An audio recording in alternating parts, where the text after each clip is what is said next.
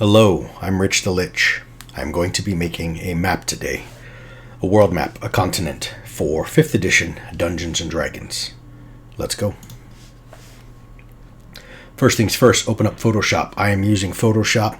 Some of the principles, ideas, and things that I will talk about you can do if you are just using a piece of paper and drawing on printer paper. You do not need a digital tool set such as Photoshop, but it's what I use. I also use a Wacom tablet. If you are drawing digitally, do everything you can, if you do not already have one, to acquire a Wacom tablet. Here's just an example of a map that I've done in the past, so I won't go to this level of detail. This is a good weekend, 20-30 hours of work, but this is overall kind of the direction that I'd like to take you. So first thing is I always create a really large file size. I'm going 4,000 by 4,000 pixels. If you look at inches, we're looking at 20 by 20. You don't want to create something, find out that it turned out really well, and realize that you've made it the size of a business card. Because in Photoshop, you cannot increase the size of certain things because it is a raster-based program, meaning that your image is going to pixelate. You've probably seen that before. So we're going to go 4,000 by 4,000 at 200 pixels per inch resolution. I hit create. I now have this sort of blank canvas. This is overwhelming to me because it's kind of like staring at a white piece of paper. It's staring at the Word document that is now open, and you have to write a wonderful story, and it's just a blank page. That artist creative thing that's overwhelming. So what I will often do is just make the ocean to begin with, and I'll go like this. So now it already gets me into the mode of something's already created. The first task is done. I will now draw a continent, or continents I should say. So I've got a brush that I work with here. It's got various brush settings. The only one I really pay much attention to is pen pressure. And all that means is the harder I press onto my Wacom tablet, the larger the line. And then if I loosen up on the pen, it puts down, it kind of tapers the point of the line a little bit. Okay, it's a little hard to show it with that, but you get it. So I'm going to start laying down some continents. And what I'm going to do is just use this sort of square brush to kind of just throw some pieces down. I'm going to kind of go with the brown natural look. We'll go here. I'll fill that in a minute. We'll go something down here. I think along this coastline, I think what I'm going to do is go with a dark, kind of an evil empire. Now there is a brilliant creative Dungeons and Dragons artsy individual by the name of Runehammer. I support him on Patreon. He is very inspiring to me. I listen to a lot of his ideas, his principles. He basically takes a lot of the things that I've often thought about as an artist, but he articulates it and he presents it better than I ever could. He's a better artist than I am. So one thing that he mentions, and I follow all of his stuff, is he was drawing a map and he had talked about make sure you give yourself enough playable space. So this is not for a cartography project. I don't need to obsess about every little nuance and detail. This is for a world map for intended. Yes, I understand it's on a demo, but it is intended to be used with the idea in mind that this is going to be brought to my table. I'm going to then build a world, a full campaign setting off of this world map. And unless you're going to have a pirate underwater, what is it, I think Kedge Keep and EverQuest, really seafaring water-based scenario or setting, leaving it as such is not enough because I don't have enough playable space. There's not enough space for me to do cool things in. So I definitely want to fill in a lot more of this area with continent, and that's what I'm doing right here. Okay, I'm going to leave this kind of connector at the bottom where it sort of connects to the dark place. And then there's going to be this narrow kind of a pinch point, if you will, that will transition me to this other continent up top. And then I'm going to have maybe a small kind of series, like an island chain over here, and maybe at the top. And then right here, it'll be kind of the frozen north. And of course, we all know it's either frost giants or Vikings that live there. But you can see we've got a good amount of, this will be an interesting sort of bay or a gulf of some sort. and you've got a good amount of surface area that we can do something with. There's a lot of water still, so maybe I'll bring this down like this a bit, and I'll make the kind of dark place a little more like that. Just create some more playable area. And I'll take this to the right a little bit. Good.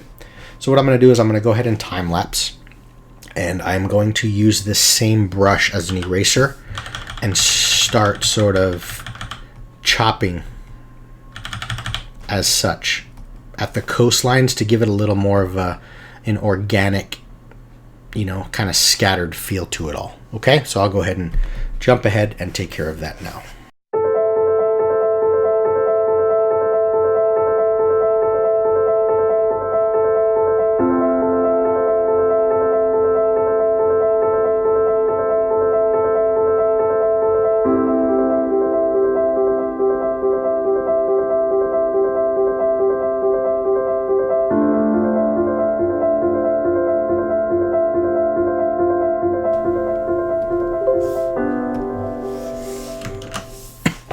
Okay, so I'm back. What we have here is a bunch of kind of chopped up continent space here, and it's good enough. I'm happy with it. Taking a look at this continent here, the one that I've sort of outlined, or at least that portion of the continent, because I understand that it's connected to this one as well. But taking a look at that portion, notice it's a little more jagged. I made as though I've sort of sliced into it a little more. So what I did here is I'm allowing my mind to just sort of be freeform with it, right? And just drawing shapes and continents and not thinking yet about the politics of a place and who's at war with who. I'm not even thinking completely about who lives there and what races might be playable yet. I'm just creating some shapes, and eventually though the shapes will start to sort of form themselves, and they'll start to inform me and sort of indicate to me what might occur at a place such as this. And by having these sort of gnashy bone-like fingers and protrusions, I'm reminded and thinking of behind the scenes of the Mouth of Sauron. I think it was Return of the King, but whatever of the Lord of the Rings, Aragorn and all of them come to the gate, and the Mouth of Sauron comes out. And I remember reading or watching the behind the scenes, and they were talking about, he comes out and, my master, Sauron the Great, bids thee welcome. That was pretty good, right?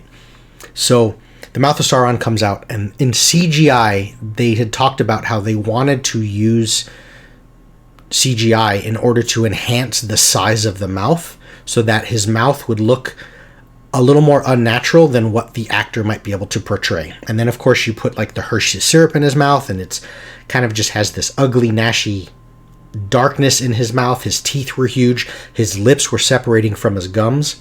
And they had talked about how the lips were cracked, and something that spoke the black speech of Mordor, and something that spoke such evil, horrible words, when those words through breath are moving through his lips, they are so bad and tainted and full of poison and rot that they would change the very structure of the thing which is speaking them, so it cracked the mouth.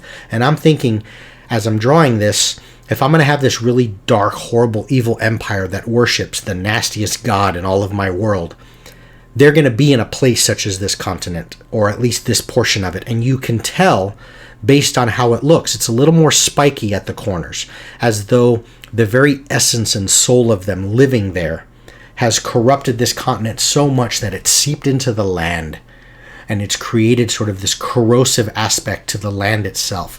The other thing is these spikes, all of these guys here, they really make the shoreline look unwelcoming, right? A ship would not want to dock there. Nothing wants to approach it. Kind of the horses approaching Mel Gibson and Braveheart's line of 14, 20-foot spears, right? If you have an evil lich wearing a robe, think World of Warcraft, and he's evil and dark, and he's using warlock, pact magic, and all this nasty stuff, his robe is going to have spikes on it, and it's going to be sort of stitched together with skin and skulls, and he's not welcoming. You don't want to hug that individual. And that's always just the image that when we're thinking of H.R. Geiger and any horror, Clive Barker, Hellraiser, there's always that general image of it. So by conveying that in my continent, it starts to inform me of some ideas of who I might want to live there. And the other thing it does is if this continent is not like that, maybe there's some kind of a border here, or maybe there's some kind of a wall here. And if not, it then starts to indicate to me that this pass right here becomes a really important part as like a border, or for guards or defenses or militia, because this nasty nation has access through this way. And notice they're across the water from, let's say, the good aligned nation, the bulk of the good people. There's this big ocean, this vast ocean, and maybe there's a giant kraken in this water that has kind of kept the dark nation at bay. But that's just where I'm kind of going with it from that perspective, and that's why I drew that. So what's going to be next is I'm going to jump ahead, and I'm going to use the same process, but I'm going to just change colors a bit, and I'm going to create some forests and some mountains and things of that nature. Again, doing the same thing. If this was a yellow forest, it would be as such. And then I'll use the eraser tool and start kind of chopping away at it and thinking about where I want to put such things. So now we need to add some terrain. So I will return. Okay, all I really did is I created a stroke line around the continents, which you can see there, kind of that real fine, if I zoom in, the fine black line, just to make it stand out and pop a little bit more. And then I just changed by hue saturation the colors of the continents a little bit and played around with the colors of where the mountains were and the forest. And that's all I did, is I just created kind of that interesting, kind of contrast dynamic a little bit. I can clean up some of the edges if I feel like it's a little too, uniform and whatnot. And I can noodle that stuff later. I can certainly take this into the weekend, or the next couple of days, I should say, and play with this and detail it out a little more. I showed you that map, excuse me, in the beginning, and you can see that, you can always, almost to no end, just noodle it and detail it and poke and prod and push and pull on your pieces, to your heart's content, especially as a creative folk, as an artist. You're never really going to be too satisfied. So you got to find a point, a happy medium where it's enough. It's good enough so that I can go on to other parts. Again, if this was for commission piece, or all I'm doing is the cartography aspect of things, then you're going to want to obsess about every detail. But the cool story and the greatness of this world is going to also become is going to depend also on the story I can tell in the NPCs. And so there's other aspects. If this was going to be a world setting book, this is just a single page, printed or not, that you can bring with you to the table, but you still have to create the rest of the book. So it's time to move on here. What I'm going to do is I'm going to create a city, some icons, new layer, and just something that I can use as some sort of a structure to indicate that we've got some difference between a capital city and a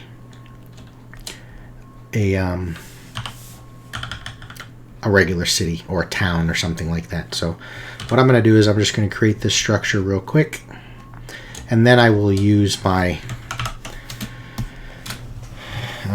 eraser to kind of make some really sharp edges and lines so that it's a little more uniform, I guess.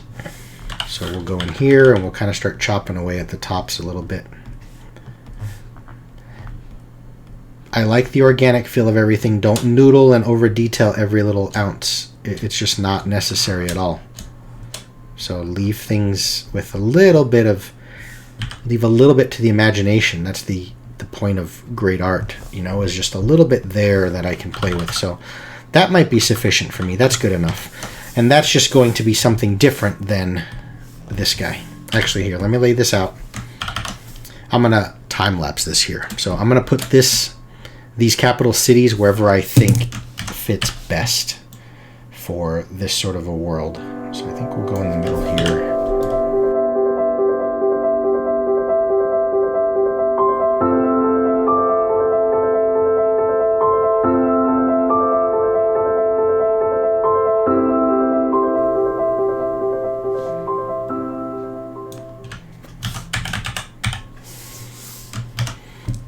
Okay, I'm back. So we've got some capital cities laid out here. Let me give you the quick label of them, or at least where they are. So we've got one here, there, and that's it. The dots are all cities, just cities. You can certainly make your map as detailed as you want.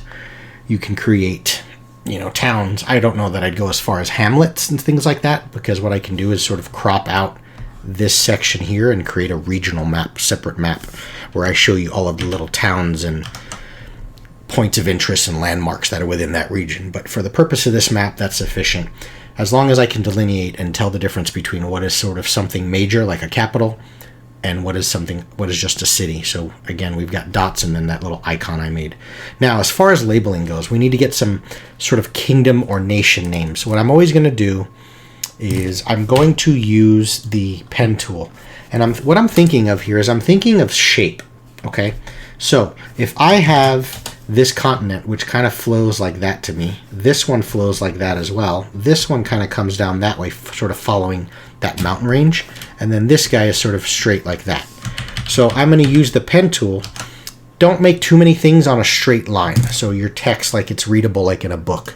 I like to kind of create something a little more dynamic. So what I'm going to do is I'm going to go in here, draw the pen tool, and then make a little curve to it. And then if I hit T for type tool and I mouse over, it changes the icon to follow along that path. And that's what I want. So we're going to call this Kelleron, let's just say. That's a decent enough font for me, so we'll use it, we'll run with it. I'm going to make it pretty big, like 55 in size.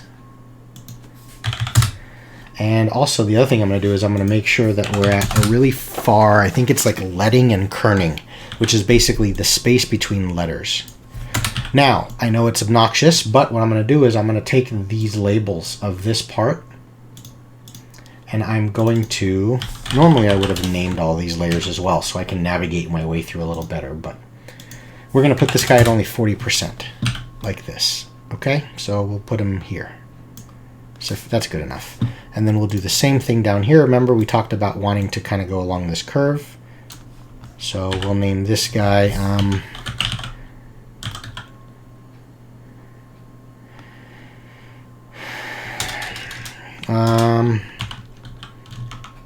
the shock. I like that. That's pretty cool. We'll put that guy at 40% as well. Kind of move it a little bit, right? And then we'll take this pen tool again. This one I'm just going to make a little simpler. I'm not going to make it a long name. It's just an evil place, and we'll call it Grith. Good enough. We'll put that at 40%. These are just some general labeling advices. You don't want to get too many fonts going. You don't want to have your eyes just not know where to go and where to focus, but you want to still convey information, of course, and have things most important. I don't care what your color is. I don't care what your font style is. This is graphic design font use 101. It needs to be readable. There's some really fancy things out there and fancy fonts, but if you don't know what it's supposed to say, that's a huge important part. Okay, so this topmost one is, we're going to call it Phrygia. It's kind of my Viking frost giant area, right? And again, 40%. So it's there and you can see what we're talking about, but it doesn't have to be excessive. I don't like the flow of Kelleron too much, kind of cutting through, so we'll move it like that. So now it doesn't have to compete with the forest as much. Now we're going to get some ocean names, and we'll call this the Boyle Sea. And same font, right? But what we're going to do is we're going to go bold, a lot smaller, and we're not going to have any separation. So notice the letters are a lot they're closer together. I got rid of that leading and kerning. The other thing I'm going to do is I'm going to make the color along the color palette of the ocean itself, but we'll go with a light color like that. And we're also going to add a little subtle drop shadow to it. Something small, okay? It doesn't have to be much. Some distance, a little bit of spread. There. And we'll bring this guy down, and we'll call this one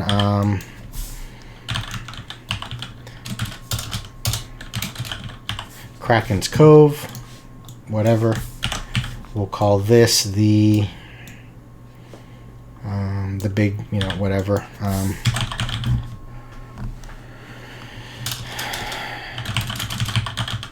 The Ice of Grith. We'll put it in this kind of weird parentheses thing. So that way we know it's kind of like a nickname for it.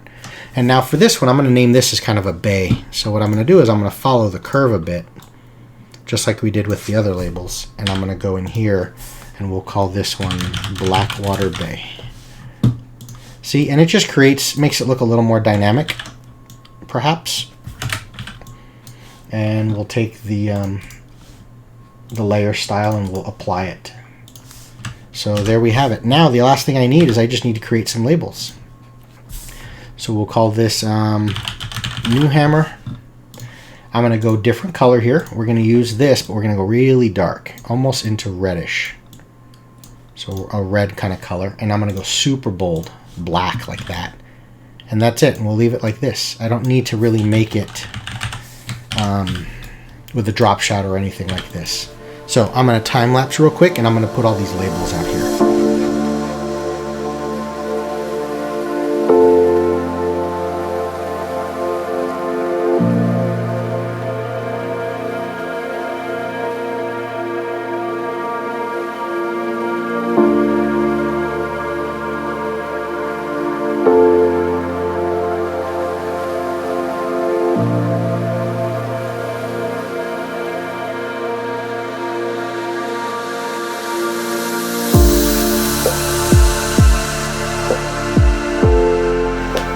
So there you have it. It's kind of a crude, rough map. It's got some, kingdoms, and it started to inform some ideas as I talked about with that nation down there, the kingdom of Grith, and it's Nashi, so that's the evil thing. And then I know I'm obsessing a lot about all these little details, but they're important. And as an artist, you just keep noodling and noodling and noodling. So down here, I want some kind of a barrier, a border. And then what I'm going to do is I will use the eraser to kind of, give the illusion that this is some sort of a kind of a wall. So I'll kind of make it look like this. And if in my legend I indicate that as such, then we know that that's a wall. And then down here, though, is I can easily start to say that there's a road that goes from Clanich to Sladajisk, or whatever the hell that place is called. And this goes up here. And then there's a road that goes from Foyles into the capital city. And then if you use the eraser tool, you just start making these lines like such. And I'm just erasing like that.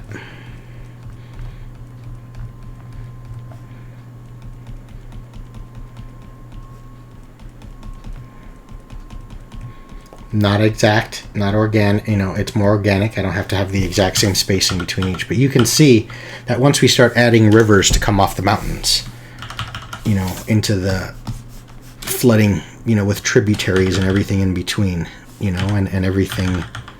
And then this wall I can kind of make it a little more dynamic if I need to, and that's just an indicator that it's clearly something different than whatever is happening. That's sort of the ruined wall or whatever.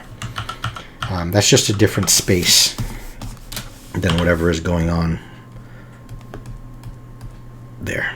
So we've got kind of these sort of lines, whatever. I'm noodling now unnecessarily. So anyway, there you have it. We've just got different shapes and things like this, and we can throw, as I said, rivers and fill out more details with roads and where's the desert and blah, blah, blah. That's it. I hope the map helped you in understanding my approach and just considering some things when you're doing your own creations for your own world. So get out there, make some amazing stories. Enjoy. I am Rich the Lich. Thank you all for watching. See you later. Take care.